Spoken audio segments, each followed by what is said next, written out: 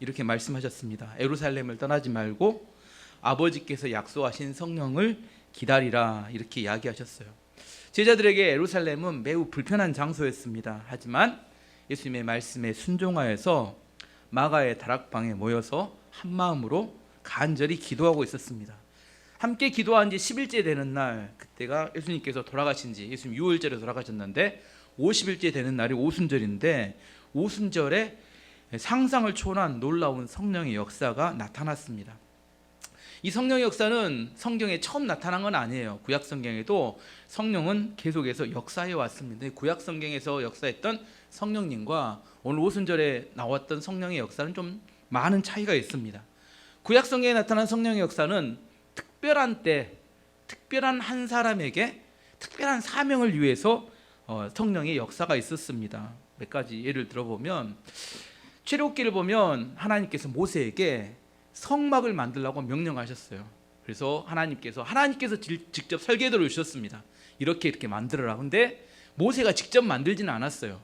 누구에게 시키냐면 부살렐이라는 사람에게 그 성막을 만들라고 시킵니다. 근데 부살렐이 자기 능력으로 만들기가 어려웠던 것 같아요.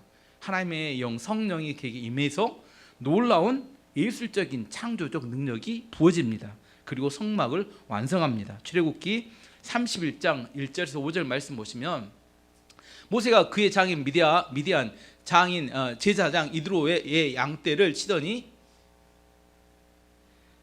31장 1절에서 5절인데요. 제가 읽어드릴게요. 31장이었는데, 여호와께서 모세에게 말씀하여 이르시되 내가 유다 지파의 훌의 손자여 우리의 아들인 부사렐을 지명하여 부르고 하나님의 영을 그들에게 충만하게 하여 지혜와 총명과 지식과 여러 가지 재주로 정교한 일을 연구하여 금과 은과 노트로 만들게 하며 보석을 깎아 물리며 여러 가지 기술로 나무를 새겨 만들게 하리라. 부살렐에게 하나님의 성령이 임했는데 그에게 어떤 능력이 생겼냐면 예술적인 창조적 능력이 생겨서 성막을 완성할 수 있는 능력이 생겼다, 이렇게 이야기합니다. 두 번째로는 사사기를 보면 삼손이 나오는데, 삼손은 성령이 충만해지니까 뭐가 세졌어요?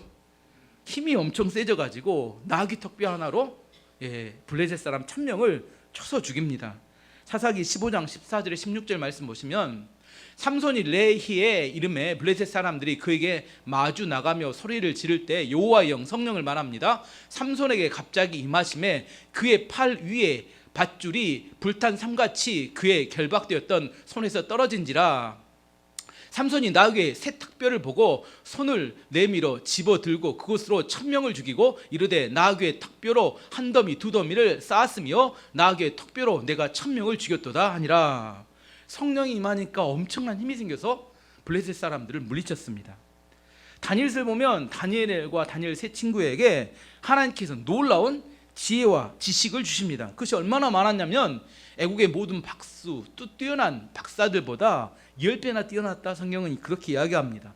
다니엘서 1장 17절 말씀 보시면 하나님께서 이 네 소년 다니엘과 그 친구들입니다. 학문을 주시고 모든 서적을 깨닫게 하시고 지혜를 주셨으니 다니엘은 또 모든 환상과 꿈을 깨달아 알더라. 20절 말씀, 다니엘서 1장 20절 말씀. 왕이 그들에게 모든 일을 묻는 중에 그의 지혜와 총명이 온 나라 박수와 술객보다 10배나 나온 줄을 아니라. 하나님께서 다니엘에게 놀라운 지혜와 지식, 학생들 자지 말고 정신 차리고 얼굴 보고 이 말씀을 꼭 외우고 지혜와 지식을 주어서 얼마나 똑똑해졌냐면 그 시대에 뛰어났던 사람보다 10배나 지혜와 지식이 뛰어나졌다, 이렇게 이야기합니다. 왜? 이 시대는, 다니엘이 살겠던 시대는 바벨론으로 포로로 잡혀갔던 때입니다. 몇 명이 잡혀갔냐면 100만 명이 바벨론으로 포로로 잡혀갔어요. 왜 하나님께서 다니엘을 그 시대의 총리로 삼으셨냐면 이 100만 명의 이스라엘 백성들을 보호하기 위해서, 왕 다음 서열에 그 지위를 가지고 자기 민족을 보호하는 사람이 되도록 하기 위해서 그에게 뛰어난 능력을 주셨다는 겁니다. 이게 구약 성경에 특별한 사람에게 특별한 때에 성령을 충만케 하셔서 그들이 그 사역을 특별한 사역을 감당하게 하셨습니다. 그런데 오늘 본문에 나오는 신약시대 오순절에 성령의 역사하심은 좀 차원이 다릅니다. 구약시대의 성령의 역사는 한 개인에게 임했다면 오늘 본문에 나온 성령의 역사는 120명의 공동체에 임하게 됩니다. 이 공동체가 중요합니다. 이 공동체만 120명이 뭐가 되냐면 나중에 교회의 시작입니다. 최초의 교회인 초대교회의 시작이 이 120명의 성령이 임해서 시작됩니다. 이 오순절에 성령이 임한 사건을 좀 더 자세히 이해하기 위해서는 구약시대 출애굽기에 나오는 이스라엘 백성들의 구원의 과정을 살펴보면 도움이 됩니다. 구약성의 최초의 유월절이 언제냐면 애굽의 10번째 재앙이 부어졌을 때 10번째 재앙이 애굽에 있던 모든 집안의 장자, 그다음에 새끼의 첫 번째 새끼는 죽음의 재앙이었습니다. 그때 어린 양의 피를 문 설주와 문 인방에 바른 집은 죽음의 세자가 지나간 유월 넘어갔다. 이게 유월절 시작입니다. 어쨌든 그 어린 양의 희생을 통하여 구원을 받는 게 유월절이었는데 유월절을 하고 나서 이스라엘 백성들이 애굽에 나오죠. 유월절로부터 50일째 되는 날 무엇을 했냐면 모세가 시내산에 올라가서 십계명의 돌판을 받습니다. 잘 따라오셔야 돼요. 무슨 말인지 아시죠? 십계명의 돌판을 어디서 받냐면 시내산에서 봤는데 시내산에 올라가 봤는데 그게 오순절이었습니다. 십계명의 돌판이란 어떤 의미가 있냐면 이스라엘 백성들이 하나님과 계약을 맺는 계약서였어요. 하나님이 이렇게 말씀하시는 겁니다. 십계명의 10가지 계명을 지키면 나는 너희의 하나님이 되고 너희는 나의 백성이 될 것이다. 구약의 하나님의 백성의 탄생은 시내산에서 십계명이라는 계약서를 가지고 탄생하게 됩니다. 십계명이 뭔지 한번 읽어보도록 하겠습니다. 십계명을 잘 안 읽어보니까 첫 번째, 너는 나 외에 다른 신들을 내게 두지 말라. 두 번째, 널 위하여 새긴 우상을 만들지 말고 또 위로 하늘에 있는 것이나 아래로 땅에 있는 것이나 땅 아래 물속에 있는 것에 어떤 형상도 만들지 말며 그것들에게 절하지 말며 그것들을 섬기지 말라. 세 번째, 너는 내 하나님 여호와의 이름을 망령되게 부르지 말라. 네 번째, 안식일을 기억하여 거룩하게 지키라. 다섯 번째, 내 부모를 공경하라. 살인하지 말라. 간음하지 말라. 도둑질하지 말라. 내 이웃에 대하여 거짓 증거하지 말라. 내 이웃의 집을 탐내지 말라. 10가지 계명이었습니다. 앞에 있는 4가지는 하나님에 대한 계명이고 우상 숭배하지 말고 하나님만 섬기라. 뒤에 있는 6가지는 이웃과 가정에 대한 공동체에 대한 계명입니다. 정리해 보면 이런 겁니다. 하나님을 사랑하고 이웃을 사랑하라. 이게 십계명의 계명이고 이 하나님 사랑과 이웃 사랑에 대해서 집중하게 되면 내가 너희에게 있는 나머지 모든 것을 책임지고 복을 주고 풍성하게 만들겠다 이렇게 약속하신 겁니다. 십계명을 지키라는 의무예요. 그러면 하나님이 주시기로 약속했던 축복이 뭔지 이것도 확인을 해봐야죠. 특권이 뭔지. 출애굽기 23장 20절에 26절 구약 백성의 하나님의 축복과 특권이 뭔지를 설명한 말씀입니다. 내가 사자를 내 앞서 보내어 길에서 너를 보호하여 너를 내가 예비한 곳에 이르게 하리니 너희는 삼가 그의 목소리를 청종하고 그를 노엽게 하지 말라. 그가 너희의 허물을 용서하지 아니할 것은 내 이름이 그에게 있음이니라. 내가 그의 목소리를 잘 청종하고 내 모든 말대로 행하면 내가 내 원수에게 원수가 되고 내 대적에게 대적이 될지라. 내 사자가 내 앞서 가서 너를 아모리 사람과 헷 사람과 브릿 사람과 가나안 사람과 히윗 사람과 여붓 사람에게로 인도하고 나는 그들을 끊으리니 너는 그들의 신을 경배하지 말며 섬기지 말며 그들의 행위를 본받지 말고 그것들을 다 깨뜨리며 그들의 주상을 부수고 내 하나님 여호와를 섬기라. 그리하면 여호와께서 너희의 양식과 물에 복을 내리고 너희 중에 병을 제하리니 내 나라에서 낙태하는 자가 없고 임신하지 못하는 자가 없을 것이라. 너는 너의 날을 채우리라. 뭔 말인지 제가 정리해 드리겠습니다. 6가지 하나님 축복이 정리된 이야기인데 첫 번째는 내가 너를 가장 안전한 곳으로 인도하겠다. 첫 번째 아까 나왔던 말씀의 내용. 두 번째는 내 원수가 있는데 그 원수의 내가 하나님께서 내 원수의 원수가 되어서 네 원수를 갚아주겠다는 게 두 번째. 세 번째는 가나안 땅에는 7개의 족속이 있는데 그 족속을 내가 다 끊어서 없애서 그 가나안 땅을 너에게 차지하게 해주겠다. 세 번째. 네 번째, 내 양식과 물에 복을 주어 너를 부자로 만들어주겠다. 네 번째. 다섯 번째는 질병을 제거하여서 건강하게 해주겠다. 다섯 번째. 여섯 번째, 낙태하는 자나 임신하는 자가 없이 하여서 내 자손이 번성하도록 만들어주겠다. 십계명에 의무만 있다면 이게 얼마나 빡빡하겠어요. 지키기만 한다면. 하지만 너를 부자가 되게 해주겠고, 너를 건강하게 해주겠고, 내 후손이 많아지게 해주겠고, 내가 그 땅을 차지하게 해주겠고, 너를 안전한 곳으로 인도하며 내 원수를 다 갚아주겠다. 이게 하나님의 약속, 특권이 함께 주어졌습니다. 자, 의무와 특권이 있어요. 이스라엘 백성들이 모세만 집중하면 돼요. 십계명의 계명에 집중해서 하나님을 사랑하고 이웃을 사랑하면 이것은 하나님께서 주시겠다는 겁니다. 반대로 이것에 집중하면 다 잃어버릴 수 있다, 이런 이야기도 포함되어 있는 겁니다. 문제는 이스라엘 백성들이 이 십계명의 말씀을 잘 지켰으면 좋은데 믿음이 약해지면 십계명의 말씀이 점점 지키기가 어려워집니다. 바알과 우상을 섬기고 안식일을 지키지 않고 이웃의 것을 탐하고 간음하고 도둑질하게 되고 거짓말하게 됩니다. 그러면 어떻게 돼요?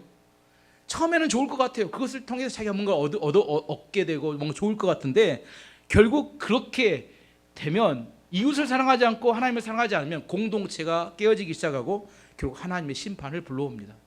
십계명의 계약서가 하나님 이스라엘 백성들이 지키지 않음을 통하여 하나님께서 이스라엘 백성들을 심판을 선언하는데 그게 바벨론을 통해서 이스라엘을 무너뜨리는 게 하나님의 심판이었습니다. 근데 하나님이 심판하실 때 완전히 망가뜨리느냐? 또 그건 아니에요. 하나님께서 약속을 주십니다. 어떤 약속? 에레미야를 통해서 이 구약의 백성, 구약의 하나님의 백성, 신의 산의 율법을 통한 하나님의 백성이 망했다는 게, 무너졌다는 겁니다. 하지만 앞으로는 세워진 하나님의 백성은 이 신의 산의 언약이 아닌 우리 마음에 새겨진 새로운 언약을 세우겠다, 이렇게 말씀하십니다. 에레미야 31장 31절 33절 말씀 보시면 여호와의 말씀이니라. 보라, 날이 이르니 내가 이스라엘의 집과 유다의 집에 새 언약을 맺으리라. 이 언약은 내가 그들의 조상의 손을 잡고 애굽 땅에서 인도내던 날에 맺은 것과 같지 아니할 것은 내가 그들의 남편이 되었어도 그들이 내 언약을 깨뜨렸음이니라. 여호와의 말씀이니라. 그러나 그날 후에 내가 이스라엘 집과 맺을 언약은 이러하니 곧 내가 나의 법을 그들의 마음속입니다. 그들의 마음에 기록하여 나는 그들의 하나님이 되고 그들은 내 백성이 될 것이라. 여호와의 말씀이니라. 십계명의 율법을 지키기만 하면 하나님의 축복을 보장하셨는데 이스라엘 백성들이 하나님의 축복, 십계명을 지키지 못하게 되니까 심판이 왔고 모든 것이 무너졌습니다. 뭐가 증명됐냐면 사람은 율법을 지키는 걸로 거룩해질 수 없다는 사실이 구약 성경에 이미 증명이 돼버렸어요. 하나님 아셨습니다. 그래서 이번에 어떻게 해요? 마음속에 그 법을 두는데 그게 뭐냐면 성령을 우리 마음에 보내셔서 하나님의 백성의 언약을 맺으시겠다고 약속하셨다는 겁니다. 오순절에 성령이 임하시는 이 사건은 예수님이 돌아가실 때가 6월절입니다. 아까 구약에도 6월절이었죠. 6월절 지나고 50일째 되는 날, 이 6월절에 오순절에 성령이 임함을 통하여 이제 우리의 마음에 오심을 통하여 뭐가 되냐면 이제 하나님과 그 예수님을 믿는 백성 사이에 새로운 언약이 체결이 됩니다. 구약의 이스라엘 백성들은 십계명이란 율법을 가지고 하나님의 백성이 되었다면 신약의 우리들은, 하나님의 신약 백성들은 성령을 통하여 하나님과 우리 사이에 언약이 맺어집니다. 구약의 성령의 역사는 한 개인에게 임했다면 신약의 성령의 역사는 120명의 공동체에 임했고, 이 공동체에 임하였던 이유는 이게 하나님과 언약 맺는 하나님의 백성이 되었다는 교회의 공동체의 시작을 의미하기 때문입니다. 꽤 어려운 이야기를 했습니다. 중요한 이야기입니다. 교회가 무엇인가에 대한 이야기를 해야 되기 때문에 여러분이 어렵지만 이거 알아야 합니다. 교회가 어떻게 시작됐는지. 어떤 이야기예요? 성령의 역사가 없는 교회는 교회가 아닙니다. 교회에 사람이 모입니다. 교회라는 간판이 붙어 있어요. 하지만 그 안에 성령의 역사가 없다면 교회가 아닌 겁니다. 교회의 시작은 성령의 역사를 통해 시작되는 겁니다. 좀 더 오늘 이렇게 살펴보면, 이제 본문의 내용을 살펴보면, 그러면 오순절에 성령이 어떻게 임하였는지 좀 구체적으로 살펴보면 두 가지입니다. 오늘 살펴볼 것은 1절 2절 말씀 보시면 오순절 날이 이미 이름에 그들이 다 같이 한 곳에 모였더니 호련히 하늘로부터 급하고 강한 바람 같은 소리가 있어 그들이 앉은 온 집에 가득하며 120명이 합심하여 10일 동안 기도했어요. 기도하고 있는데 오순절이 되었는데 하늘로부터 급하고 강한 바람 같은 소리가 그 다락방, 마가의 다락방에 모인 120명에게 가득 채워졌습니다. 120명이 그 전에 한 번도 들어보지 못한 하늘로부터 내려온 소리가 처음으로 들려서 그들이 깜짝 놀랐습니다. 그 온 방을 가득 찬 바람 같은 소리가 있었다는 겁니다. 성령이 바람같이 임했다는 거예요. 성령이 바람같이 임했다는 것을 예수님께서 먼저 이야기하신 적이 있습니다. 요한복음 3장 보면 니고데모가 예수님을 찾아옵니다. 예수님이 니고데모에게 이야기합니다. 성령으로 거듭나야 천국에 갈 수 있다. 그랬더니 니고데모가 뭐라고 이야기하냐면 어떻게 다시 엄마 태 속으로 들어갑니까? 어떻게 가능합니까? 이야기했더니 예수님께서 이렇게 말씀해 주셨어요. 요한복음 3장 7절 8절 말씀 보시면 내가 내게 거듭나야 하겠다는 말을 놀랍게 여기지 말라. 바람이 임의로 불매 내가 그 소리를 들어도 어디서 와서 어디로 가는지 알지 못하나니 성령으로 난 사람도 다 그러하니라. 성령으로 거듭난다는 게 어떤 거냐면 바람같이 어디서 와서 어디로 가는지는 모르지만 바람이 불면 뭐가 들려요? 쉬가고 소리가 들리면, 소리가 들리면 지금 뭐가 부는 거예요? 바람이 부는 거잖아요. 어디서 가서 어디로 가는지는 모르지만 소리가 나는 것을 통해서 아 성령이 이렇게 바람이 불었다, 이렇게 바람이 있었다는 사실을 알 수 있듯이 성령의 역사가 똑같다는 겁니다. 인간의 이해와 이성으로 아무리 알라고 해도 성령은 이해하기가 어렵습니다. 하지만 성령이 역사하면 생명, 영적인 생명의 역사가 나타난 증거가 반드시 나타난다는 겁니다. 소리가 들린다는 겁니다. 어떤 사람은 없는 것이 꼭 있는 것 같이 말하는 정신승리, 이거 아닙니다. 정신승리는 없는 것이 있다고 말하는 것뿐입니다. 하지만 성령이 역사하면 분명한 생명의 역사가 나타납니다. 증거가 나타납니다. 예를 들어 이런 겁니다. 우리가 지금 이 공간에 있지만 이 공간에 공기가 있어요, 없어요? 보입니까? 안 보이니까 없다고 이야기 그러면 어떻게 돼요? 초등학교 다시 가셔야 합니다. 초등학교 가면 뭐를 가르쳐요? 눈에 보이진 않지만 이 대기 중에는 20%의 산소와 80%의 질소가 합쳐진 공기가 있어서 우리가 숨을 쉬고 있다. 이렇게 이야기하잖아요. 나는 보이지 않는 걸 믿지 않을 거야. 그러면 뭐 예, 초등학교 가셔야 합니다. 공기는 여기 존재합니다. 바람이 불지 않으면 아무것도 없는 것처럼 느껴집니다. 하지만 이 공기가 바람이 불기 시작하면 점점점 능력이 나타납니다. 이 공기가 태풍이나 토네이도처럼 엄청나게 기압 차이로 바람이 불면 모든 걸 바꿔버립니다. 미국의 토네이도가 한 번 쓸고 지나가면 사람도 날아가고 자동차도 날아가고 집도 다 날아갑니다. 그래서 어느 지역에 토네이도가 불고 가면 마을이 사라지기도 하고 도로가 사라지기도 합니다. 근데 또 어느 거 보면 언덕이 새로 만들어지기도 한대요. 모든 걸 다 바람이 바꿔버립니다. 이게 바람의 유력입니다. 성령의 역사도 마찬가지라는 겁니다. 성령께서 가만히 있으면 없는 것처럼 느껴지지 않아요. 하지만 성령이 역사하기 시작하면 엄청난 능력이 나타납니다. 한 개인, 한 공동체, 한 나라도 다 바꿔낼 만한 엄청난 능력이 나타납니다. 우리나라의 대표적인 성령의 역사가 나타났던 것은 1907년 평양 대부흥을 이야기합니다. 한반도 전체, 평양뿐만 아니라 엄청난 성령의 강력한 바람이 불었습니다. 그 시작은 평양의 장대현 교회에서 시작된 성령의 바람이 시작되었는데 사경회 때, 부흥회 때 그때 길선주라는 장로님이 회개로부터 시작됐습니다. 부흥회 사경회 때 본인이 올라가서 본인이 자기 죄를 회개합니다. 자신이 친구가 죽어갈 때 친구가 자기에게 아내와 아이들을 부탁하면서 자신의 재산을 정리해달라고 부탁을 했는데 자신이 그 재산 중에 $100를 훔쳤다는 거예요. 그때 동시로 보면 큰 돈이었던 것 같습니다. 그래서 올라가서 자기는 장로도 아니고 돈을 받기에는 자기는 돈을 훔친 도둑놈이다 이렇게 고백하며 회개했습니다. 근데 그것을 듣고 있던 사람들 중에 한 명씩 나와서 자기 죄를 회개하는 겁니다. 자신은 아이를 죽인 여자다. 자기가 아이를 죽였던 것을 회개하는 여자 성도도 있었고 불치병에 걸린 아내를 매일처럼 술 먹고 조주를 퍼부었던 남자 성도가 자기 죄를 고백합니다. 또 어떤 성도는 자기는 첩을 2명 두고 가정을 외면했던 그런 나쁜 놈이라고 자기 죄를 고백합니다. 어떤 여자 성도는 자기가 선교사의 돈 14전을 훔쳤다고 고백합니다. 살인, 강간 등 계속 돌아가면서 자기의 죄를 고백하는 것들이 있었고, 눈물 흘며 고백하니까 앞에 듣던 청중들도 600명 정도 모였었는데 그들도 눈물 흘면서 듣기 시작하다가 결국 나중에는 모든 성도들이 함께 엎드려 통곡하며 자기의 죄를 회개하는 것으로부터 평양 대부흥은 시작됩니다.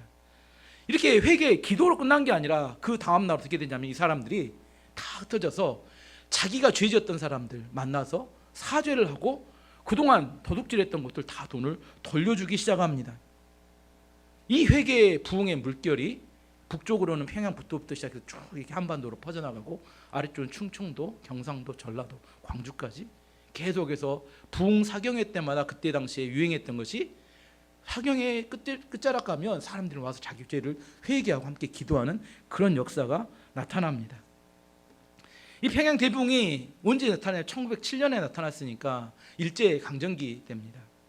평양 대부흥의 영향으로 그때 당시 우리나라 여자들은 뭐 양성평등 이런 거 잘 몰랐습니다. 그런데 여성의 지위가 이렇게 매우 향상이 되고 양반과 상놈의 이 반상의 신분제가 타파가 되고, 그다음에 교육, 여자들은 교육을 안 시켰는데 교육의 열기가 고취되며 교육을 받게 되고 미신이 타파되고 조선에 온 선교사님들을 바라보는 눈이 바뀌는 계기가 되었습니다. 그때 상황은 우리나라 역사상 정말 일제강점기 최악의 상황이었고, 그런데 그런 고통과 어려움 속에서 성령의 역사를 통하여 새로운 역사의 기초를 마련하게 됩니다. 우리나라 역사상 500년의 유교의 신분제가 단 한 세대 만에 다 타파되고 없어져 버렸어요. 전 세계 역사에 그런 나라가 없다고 합니다. 인도는 아직도 카스트 제도라는 신분제가 있어요. 영국이나 일본도 왕이 있습니다. 하지만 왕도 없어지고 양반 상놈도 없어진 모든 사람이 평등한 신분제가 타파된 어마어마한 변혁이 나타나는 게 이게 성령의 역사입니다. 그리고 조선시대 말기에 일제강점기 전에 세도 정치가 너무 극심해서 지도자들에 대한 불신이 너무 가득했고 백성들에게, 그다음에 일제강점기 일본군 때문에 엄청난 상처를 받고 있었는데 그것을 교회가 품어주었습니다. 성령의 역사를 통하여 고통과 아픔을 겪고 있던 우리 민족들에게 그 마이너스고 절망과 좌절일 수 있었는데 새로운 도약의 밑거름이 되도록 그 교회의 성령의 역사가 그들을 다시 이렇게 세웠습니다. 고난이 온다고 다 성장하는 거 아닙니다. 고난이 올 때 하나님의 약속을 붙드는 사람은 일어나고 성장하고 도약합니다. 하지만 그 상처 가운데 눌려버린 사람은 죽어가고 파괴되고 맙니다. 바람 같은 성령의 역사가 한반도 전체를 뒤덮고 그 바람은 아직도 우리 가운데 불고 있습니다. 제가 구원받았던 은혜는 저도 선교사가 세운 교회에서 어렸을 때 다녔습니다.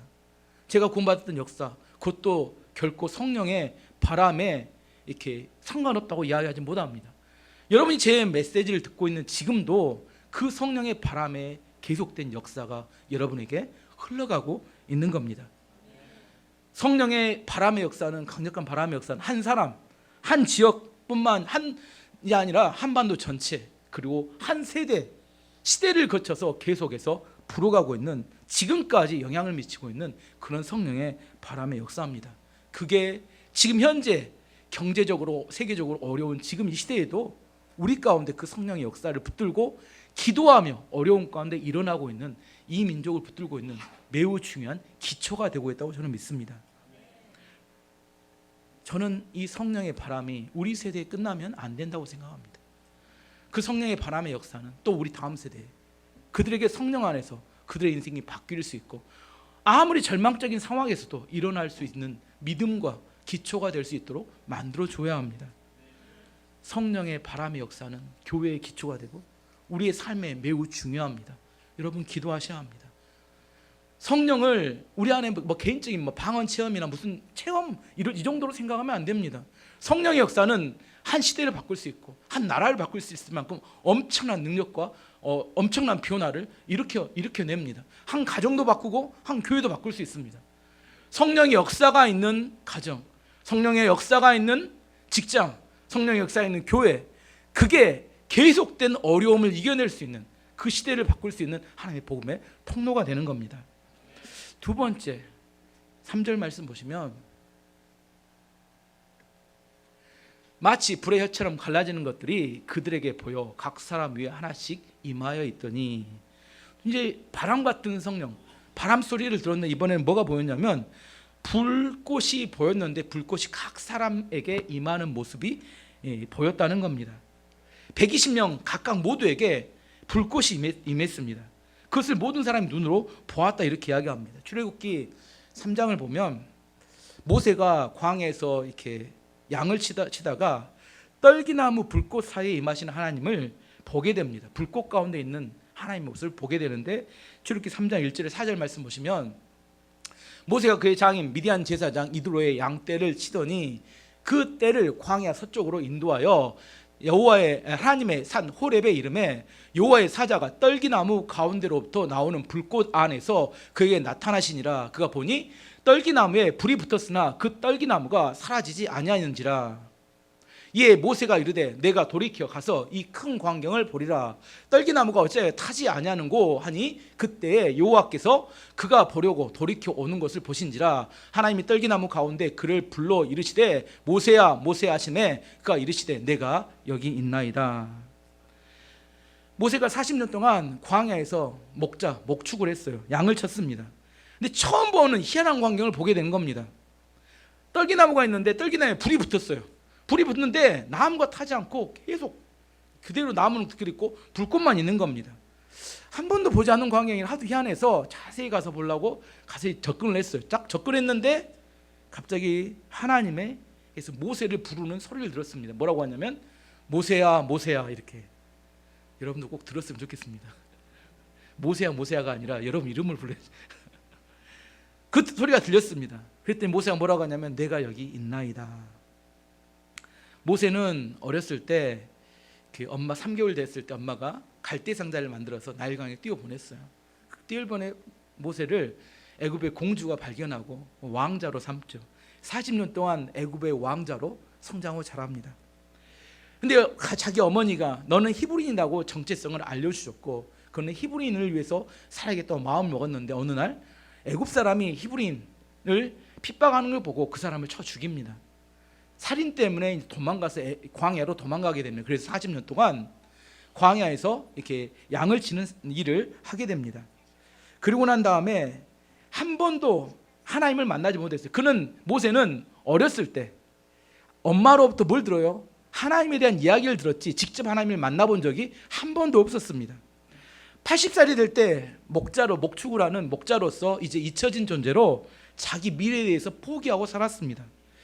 그런데 어느 날 80살 된 어느 날 하나님이 모세를 찾아오셨습니다. 한 번도 들어보지 않은, 한 번도 보지 못했던 광경이었는데 불꽃 가운데 계신 하나님이 뭘 불러요? 모세의 이름을 부르는 겁니다. 모세야 모세야. 인격적으로 하나님이 모세를 만나주시는 겁니다. 모세와 우리가 인격적으로 하나님을 만난다는 건 이런 의미입니다. 이름을 불러주고 안아주고 사랑한다, 사랑해준다. 이게 인격적으로 만나는 겁니다. 인격적인 만남이 아닌 것을 어떻게 설명할 수 있냐면 철학에서 하나님이 어떤 분이냐 이렇게 물어보면 이렇게 대답하면 철학에서 하나님 뭐라고 하냐면 제1원인이다 이렇게 말해요. 제1원인은 뭐냐면 어떤 일이 발생하면 그 원인이 뭐냐면 또 원인이 있을까요? 그 원인이 뭐냐면 또 원인이 있을까요? 쭉 가다 보면 끝에가 뭐가 있어요? 제1번 되는 원인이 있잖아요. 이게 하나님이라는 제1원인이 하나님이다 이렇게 이야기할 수 있어요. 이게 철학입니다. 철학에서는 하나님은 제1원인이다 이렇게 말해요. 근데 제1원인이 하나님이다 하면 감동이 됩니까? 제1원인에게 예배하고 싶으십니까? 제1원인을 사랑하고 싶으십니까? 이건 사랑할 대상이 못 됩니다. 하나님이 우리를 사랑하시고 하나님이 우리의 이름을 불러주시고 하나님이 우리를 안아주실 때 그는 사랑의 대상이 되고 그는 우리의 경배와 예배의 대상이 되는 겁니다. 이걸 하나님은 인격적으로 만난다 이렇게 이야기하는 겁니다. 불꽃 가운데 임하셨던 하나님이 모세의 이름을 불러주셨어요. 모세야 모세야. 저는 여러분도 이 소리를 꼭 듣기를 원합니다. 인격적으로 하나님을 만나야 합니다. 그 부르셨던 하나님께서 모세에게 이제 이야기합니다. 애굽에서 고통받고 있는 내 백성, 그를 구원하러 너를 보내야겠다고 부르셨어요. 그랬더니 모세가 뭐라게요? 저는 이제 나이가 너무 많고 말도 잘 못하고 이제 저 능력도 안 되니까 못합니다, 이렇게 말했어요. 거절했습니다. 근데 하나님이 책망해요. 입을 지은 자가 누구냐? 내가 너 입에 할 말을 줄 테니까 가르칠 대로 가서 말만 해라, 이렇게 말씀하십니다. 모세는 불꽃 가운데 계신 하나님을 만나고 그의 인생이 또다시 한번 바뀌게 됩니다. 처음에는 40년 동안 애굽의 왕자로, 그 다음 40년은 광야의 목자로, 이번에 이스라엘 백성을 구원하는 구원자로 애굽으로 가게 됩니다. 성령님은 우리 가운데 불처럼 임하십니다. 불처럼 임하신 성령님은 우리의 묶인 모든 결박을 끊어내고 우리를 결박에서 자유케 하고 구원하십니다. 히브리서 12장 29절은 이렇게 우리에게 말합니다. 우리 하나님은 소멸하는 불이심이라. 어떤 불이에요? 하나님은 어떤 불이라고요? 소멸하는 불이십니다. 성령님이 임하시면 우리의 죄악, 우리의 습관, 우리의 나쁜 생각들을 다 불태워 버립니다. 1907년에 있었던 평양 대붕을 보았듯이 성령이 역사하면 나타나는 첫 번째 반응이 뭐냐면 자기의 죄를 고백하고 통곡하는 것입니다. 우리의 마음속에 죄악이 있어요. 어떻게 해놨어요? 근데 조명 다 끄고 천을 다 덮어서 혼자 뭐라고 해요? 나는 그래도 꽤 괜찮은 사람이야, 이렇게 그냥 쇠뇌를 시킵니다. 죄는 다 덮어져 있는데. 근데 성령이 오시면 성령의 조명이라고 하는데 형광등을 딱 켜버려요. 환하게 드러냅니다. 그 다음에 천 덮어져 있는 걸 걷어버립니다. 그럼 뭘 봐요? 자기의 숨겨져 있는 죄악들을 보게 만듭니다. 그걸 보게 되면 뭐부터 시작해요? 통곡하며 토해내기 시작합니다. 저도 대학생 때 그런 적이 있었어요. 한 몇 주 동안 있었습니다. 저는 그때 성가대를 했는데, 이게 성가대가 어디 있냐면 목사님이 설교하시면 이 뒤쪽에 성가대 단이 이렇게 있어요. 그리고 또 이렇게 비스듬히 올라가 있습니다. 성가대가 20-30명 있으면 얼굴이 다 보여요. 성도들하고 이렇게 맞대고 있습니다. 근데 설교를 듣는데 갑자기 내 안에 죄들이 막 생각나면서 막 통곡하며 이렇게 울면서 이렇게 회개하는, 한 몇 주 동안 그랬던 것 같아요. 매 예배마다 통곡하며 울며 회개하는 그런 시간이 있었습니다. 내 안에 있는, 원래 보면 창피한데 사실 이렇게 설교하다 우는 것도 창피한데, 혼자 이렇게 목사님 설교하고 있는데 혼자 뒤에서 막 울고 난리니까 엄청 창피해야 되는데 전혀 창피한지 모릅니다. 주변에 어떤 사람도 전혀 관심이 없어요. 오직 내 안에 있는 연약함과 하나님 앞에 죄인된 내 자신을 집중하게 되고, 터져나오는 회개 가운데 내 자신이 그 회개를 계속 쏟아내는 시간이 한 몇 주는 됐던 것 같아요. 그리고 회개가 다 끝난 후에 내 마음에 너무 감사한 마음이 들었습니다. 이걸 뭐라고 하냐면 성령 세례라고 합니다. 저는 우리 모든 성도들이 성령 세례를 받기를 원합니다. 소멸하는 불이 되는 성령 앞에 내 죄악을 태우기를 원합니다. 죄악이 태워질 때 나의 묶여있는 상처와 묶인 모든 묶임이 풀어지고 자유로워집니다. 예배 중에 어떤 사람이 통곡하고 기도하면, 자기 죄를 놓고 회개하고 기도하면 조롱하고 비웃지 마셔야 합니다. 교회는 어떤 곳입니까? 교회가 어떤 곳이에요? 교회는 죄인이 회개하여 구원받는 곳입니다. 성령의 역사가 나타나면 첫 번째 나타나는 반응은 자기 죄를 토해내고 회개하는 겁니다. 공부를 많이 하는 사람이나 공부를 적게 하는 사람 아무 상관없습니다. 아프리카 사람이나 유럽 사람이나 아무 상관없습니다. 성령이 나타나면 첫 번째 나타나는 반응과 현상은 자기 죄를 토해내고 거룩하게 되는 겁니다. 지난주도 설명드렸어요. 어린아이가 놀이터에서 놀고 왔을 때 엄마가 맛있는 간식을 만들어놨어요. 애기가 손에 흙이 잔뜩 묻어있네. 엄마가 간식을 바로 줄까요? 뭐라고요? 화장실 가서 손 씻고 와라. 마찬가지입니다. 성령은 우리에게 권능을 주시는 분이고, 성령 우리에게 은사를 주시는 분이고, 성령 우리에게 열매를 맺게 하시는 분입니다. 더러운 우리 안에 있는 죄 덩어리는 우리가 그냥 나가면 그 은사를 주실 수가 없으니까 나타나는 첫 번째 반응이 자기 죄를 회개하게 만드시는 겁니다. 그래서 우리에게 선물과 은사를 주시기 원하시는 겁니다. 성령이 역사하면 자신의 더럽고 악한 생각이 불러태워집니다. 성령이 역사하면 우리 안에 절망과 낙심된 마음이 불러태워집니다. 성령이 역사하면 내 안에 상처로 인해서 복수심 가득한 마음이 불러태워져 사라지게 됩니다. 이렇게 태워진 다음에 그 다음에 부어지는 하나님의 성령의 역사가 사도행전 2장 17절 말씀입니다. 하나님이 말씀하시기를 말세에 내가 내 영을 모든 육체에 부어주리니 너희의 자녀들은 애언할 것이요 너희의 젊은이는 환상을 보고 너희의 늙은이는 꿈을 꾸리라. 어린아이들은 애언하게 되고 젊은 청년들은 환상을 보고 더 이상 소망이 없다고 말하는 나이든 늙은이들이 꿈을 꾼다, 이렇게 이야기합니다. 이 시대에 사람들 만나보면 다 힘들고 어렵대요.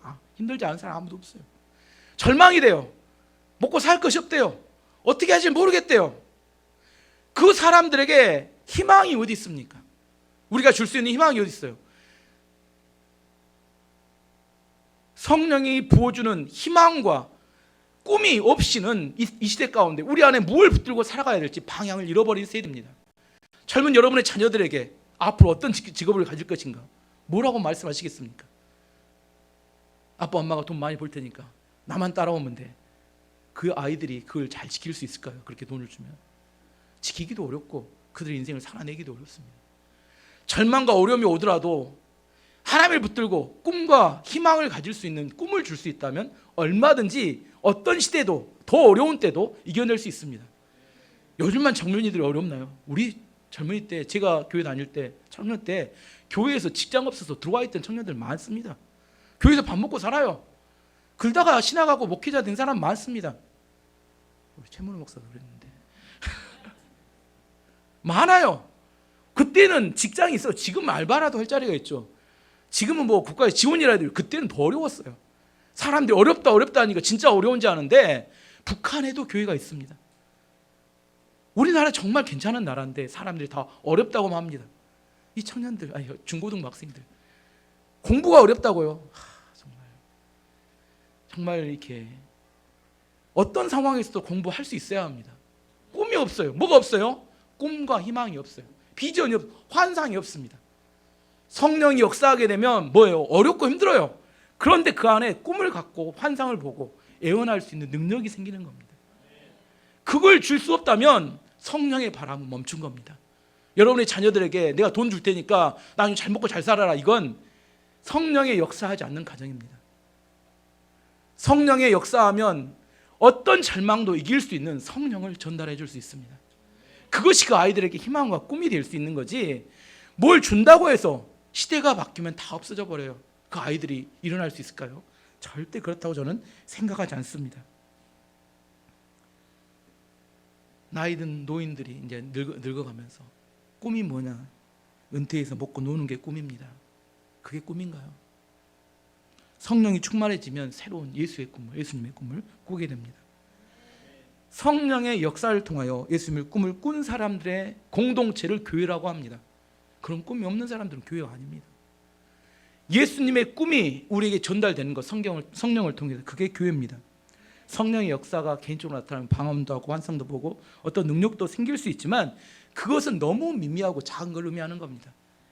오순절의 성령의 역사는 이런 예수님의 꿈을 품는 사람들의 공동체가 새로운 신약교회의 시작을 의미하고 그런 새로운 역사가 시작되었던 겁니다. 시내상의 율법의 언약이 구약 이스라엘 백성, 하나님의 백성이 시작이었다면 성령의 역사는 시작의 하나님의 백성들의 시작을 의미합니다. 교회는 성령이 역사하는 곳입니다. 교회는 성령을 통하여 거듭난 사람들이 모이는 곳입니다. 교회는 성령의 권능으로 예수님의 부활과 십자가를 증거하는 곳입니다. 저는 여러분이 모두 성령으로 거듭나기를 바랍니다. 그다음에 여러분이 모두 성령의 세례를 받기를 원합니다. 여러분이 모두 성령 충만해지기를 원합니다. 이건 지식이 많고 적으면 아무 상관이 없습니다. 교회를 오래 다니냐 짧게 다니냐 아무 상관이 없습니다. 과거에 내가 성령을 체험했다 아무 중요하지 않아요. 오늘 지금 역사하시는 성령 안에 내가 믿음으로 그를 받아들이고 내 안에 믿음으로 순종해 갈 때 성령은 충만하게 역사합니다. 예수님이 승천하실 때 제자들에게 했던 명령이 뭐였어요? 예루살렘을 떠나지 말고 아버지의 약속하신 성령을 기다리라. 지난주에 제가 했던 말씀, 지난주에 여러분 성령을 기다리고 있습니까? 사도행전 말씀을 계속 읽고 묵상하시면서 성령 충만함이 무엇인지를 알고 성령의 충만함을 통하여 여러분의 인생이 바뀌는, 또 그런 한 주와 그런 역사가 나타나기를 기도합니다.